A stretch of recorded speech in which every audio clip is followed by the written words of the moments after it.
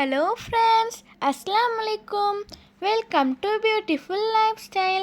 இன்றைக்கி நம்ம லைஃப் ஸ்டைலில் என்ன பார்க்க போகிறோன்னா பன்னீர் பிரியாணி. ரொம்பவே ஈஸியான முறையில் எப்படி செய்கிறதுன்னு பார்க்கலாமா? வாங்க வீடியோக்குள்ளே போகலாம். ஃபஸ்ட்டு பன்னீர் அந்த மாதிரி க்யூபாக கட் பண்ணி எடுத்துக்கோங்க.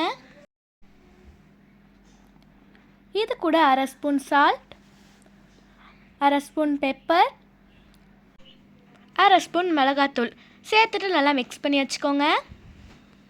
இது எல்லாத்தையும் சேர்த்து நல்லா மிக்ஸ் பண்ணதுக்கப்புறம் இது கூட ஒரு மீடியம் சைஸ் பல்லாரி வெங்காயம், ஒரு தக்காளி, 2 பச்சை மிளகா, கொஞ்சமாக மல்லி புதினா இது எல்லாத்தையும் கட் பண்ணி வச்சுக்கோங்க.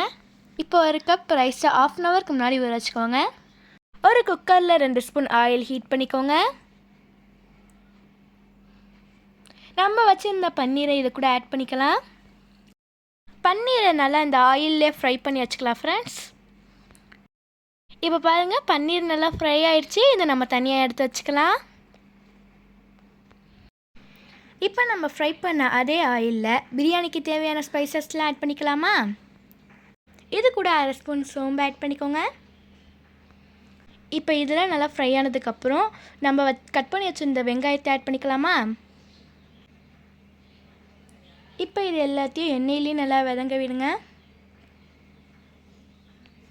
வெங்காயம் நல்லா வதங்கினதுக்கப்புறம் இது கூட 1 ஸ்பூன் இஞ்சி பூண்டு பேஸ்ட் ஆட் பண்ணிக்கோங்க ஃப்ரெண்ட்ஸ். சேர்த்துட்டு நல்லா மிக்ஸ் பண்ணிக்கோங்க. அடுத்ததாக இது கூட பச்சை மிளகாவை சேர்த்துக்கோங்க. இது எல்லாத்தையும் நல்லா மிக்ஸ் பண்ணிவிட்டு நம்ம வச்சுருந்த மல்லி புதினாவை இது கூட ஆட் பண்ணிக்கலாம். சேர்த்துட்டு அதையும் நல்லா வதக்கிக்கோங்க ஃப்ரெண்ட்ஸ். இதெல்லாம் நல்லா வதங்கினதுக்கப்புறம் நம்ம வச்சுருந்த தக்காளி ஆட் பண்ணிக்கலாமா?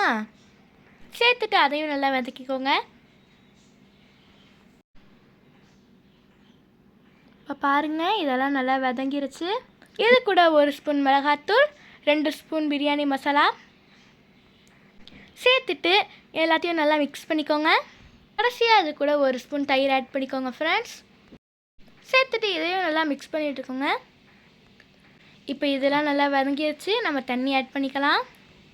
1 கப் ரைஸ்க்கு 2 கப் தண்ணியை ஊற்றி நல்லா கொதிக்க வைங்க. தேவையான அளவு உப்பு ஆட் பண்ணிக்கோங்க. தண்ணி நல்லா கொதி வந்தோடனே நம்ம ஊற வச்சிருந்த ரைஸை இது கூட ஆட் பண்ணிக்கலாம். இப்போ பாருங்கள் ஃப்ரெண்ட்ஸ், ரைஸ் நல்லா குக் ஆகிட்டுருக்கு.